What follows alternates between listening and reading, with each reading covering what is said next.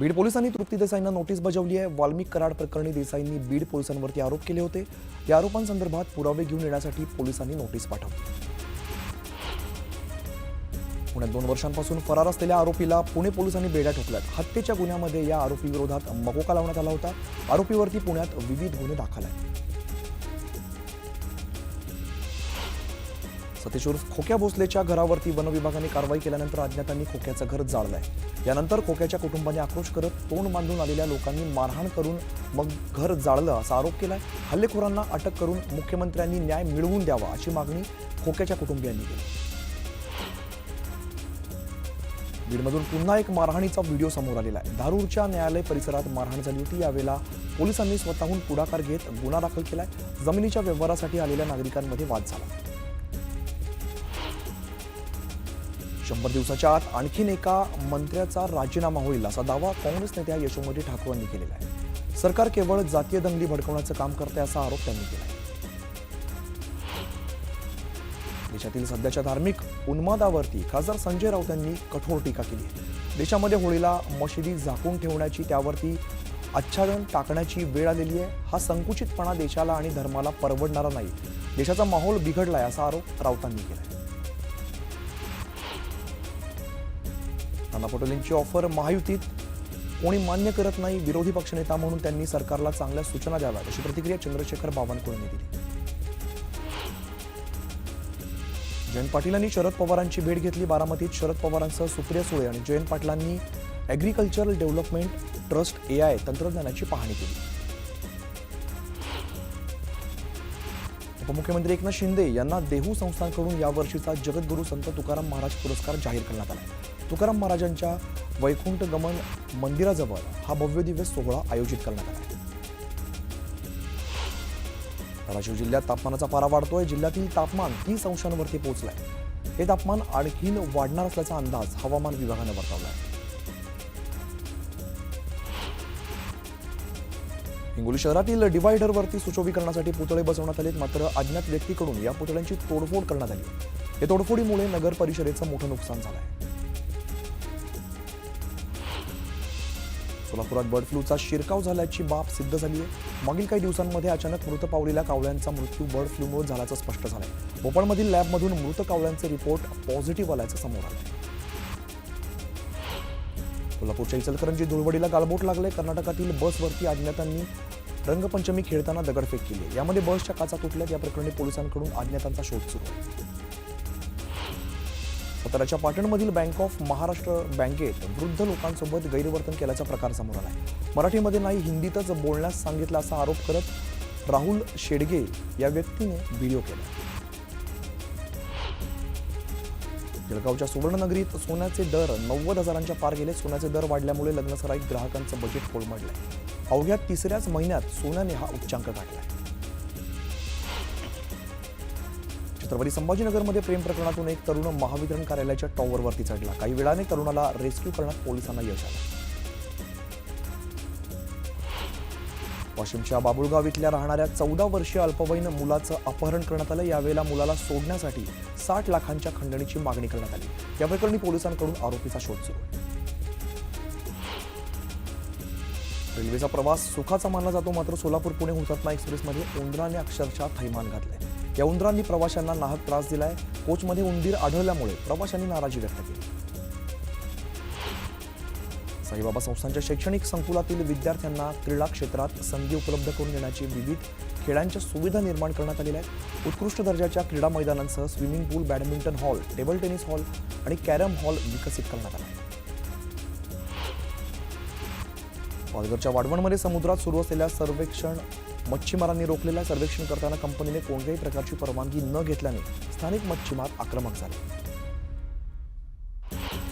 क्रिकेटपटू सूर्यकुमार यादवने शिर्डीत जाऊन सपत्नीक साईबाबांचं दर्शन घेतलं। यावेळेला साई संस्थांच्या वतीने सूर्यकुमारचा सत्कार केला।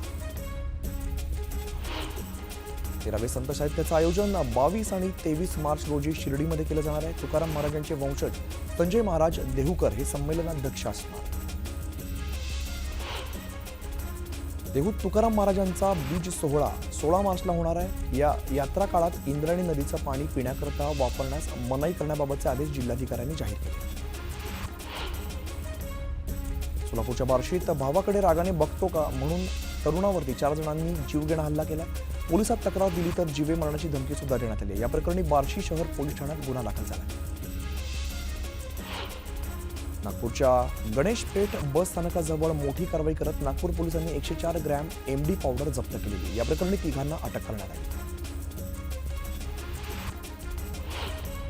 मनमाड शहरातील चांदवड रोड लगत असलेल्या व्यापाराच्या कांदा शेडला आग लागली. आगीमध्ये शेकडो क्विंटल कांदा जळून खाक झाला.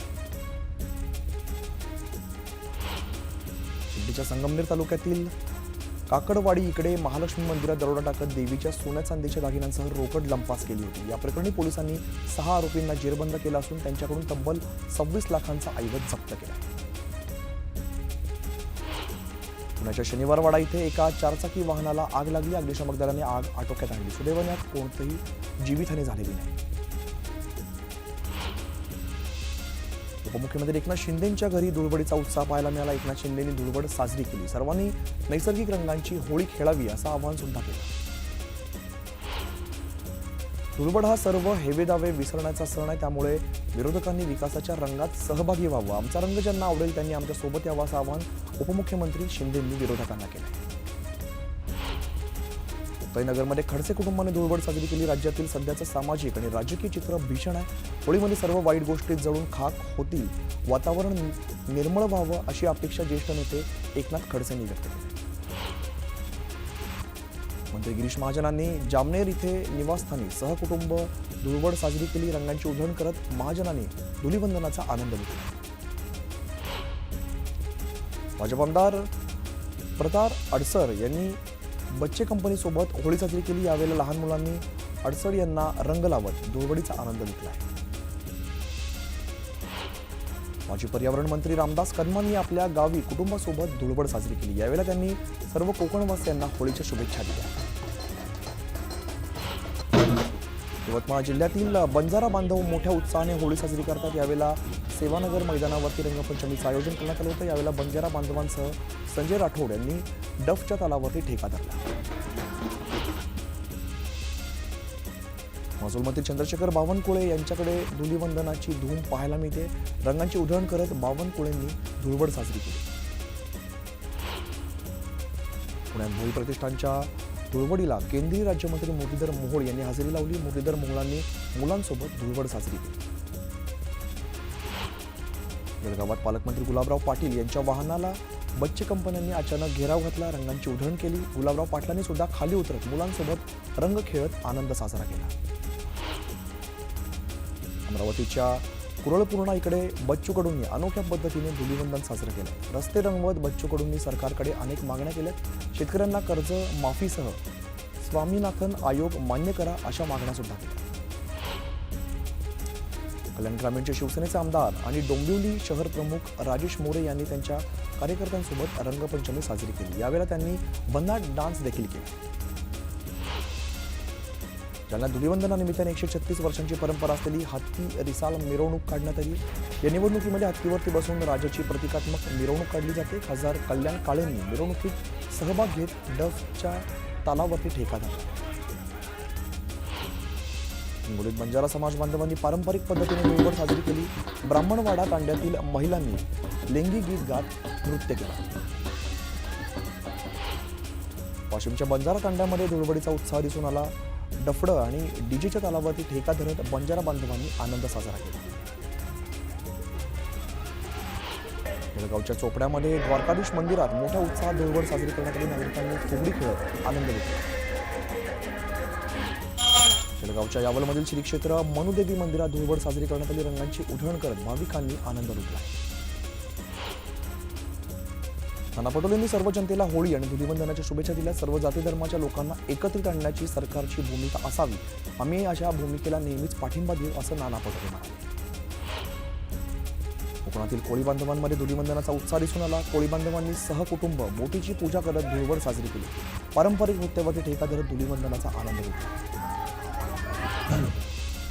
पारंपरिक चिंचवडमध्ये दृष्टीबाधित बांधवांनी रंगोत्सव साजरा केला. ज्यांना डोळे आहेत त्यांनी डोळ्यांची काळजी घ्यावी. लहान मुलांनी मोबाईलचा अतिवापर टाळावा असा संदेश देण्यात आला. मावळ तालुक्यातील धामणे गावातील श्री क्षेत्र नीलकंठेश्वर मंदिरात भगवान शंकराच्या पिंडीवरती रंगांची उधळण करण्यात आली। मंदिरात पिचकाऱ्या आणि फुलांची आरास करण्यात आली। भांडूपमध्ये सुद्धा होळीचा उत्साह पाहायला मिळतोय। रंगांसह फुलांची उधळण करत रंगपंचमी साजरी केली जाते। डोंबिवलीतील खोणी पलावा इकडे होळीची धमाल सुरू आहे। रेन डान्सचं आयोजन केल्यामुळे लहानग्यांसह वृद्धांपर्यंत सर्वांनीच धुलीवंदनाचा आनंद लुटला। यावेळेला डीजेच्या तालावरती धुळवड साजरी केली जाते। रायगडावरती होळीचा उत्साह साजरा करण्यात आला आहे। रायगडावरील होळीच्या माळावरती स्थानिक रहिवाशांनी पारंपरिक पद्धतीने पेंड्यांची होळी रचून होळी साजरी केली। पुण्यातील श्रीमंत दगडूशेठ हलवाई गणपती मंदिरातील गाभारा आणि सभामंडप द्राक्षांनी सजवण्यात आलाय। नाशिकमधील सह्याद्री फार्म कंपनीच्या शेतकऱ्यांनी पिकवलेल्या 2000 किलो द्राक्षांची आरास यावेळेला करण्यात आली। पुण्यात बच्चे कंपनीने जल्लोषात धुळवड साजरी केली। एकमेकांवरती रंगांची उधळण करण्यात आली। वाशिमचा जिल्ह्यात धुलीवंदनाचा मोठा उत्साह पाहायला मिळतो। धुलीवंदनात रंग खेळताना रासायनिक रंग न वापरण्यात नागरिकांनी यंदा नैसर्गिक रंग वापरून पर्यावरणपूरक धुलीवंदन साजरं केलं। जळगावच्या चोपडा तालुक्यातील वर्डी गावात शेतकरी संघटनेतर्फे अनोखी होळी साजरी करण्यात आली आहे। अर्थसंकल्पामध्ये शेतकऱ्यांच्या कर्जमाफीवरती तरतूद न केल्याच्या निषेधार्थ शेतकरी संघटनेतर्फे महायुतीच्या जाहीरनाम्याची होळी केली। विरारमध्ये बच्चे कंपनीने धुळवड साजरी केली। एकमेकांवरती रंगांची उधळण करत धुळवडीचा आनंद लुटलाय। होळी रे होळी पूर्णाची पोळी अशा घोषणा देत होळी सणाची रंगत वाढवली। महाराष्ट्र अंधश्रद्धा निर्मूलन समिती सोलापूर शाखेच्या वतीने होळी पौर्णिमेनिमित्ताने होळी करा लहान होळी करा दान हा उपक्रम राबवण्यात आला। या उपक्रमात 1000 पोळ्या संकलित करून गोरगरिबांना वाटण्यात आल्या। मावळमध्ये आदिवासी पट्ट्यातील जिल्हा परिषद प्राथमिक शाळेत विद्यार्थ्यांनी धुलीवंदनाचा आनंद लुटलाय। सारे रंग एक करूया शिक्षणाची कास धरूया असं म्हणत रंगोत्सव साजरा केला। विरारच्या मनवेल पाड्यात ही होळीचा उत्साह पाहायला मिळतोय। गगन सॉलिडर या सोसायटीमध्ये रहिवाशांनी होळीचा आनंद लुटलेला आहे। सर्वांनी एकत्र येत होलिका मातेचं पूजन करत होळीचं दहन केलं।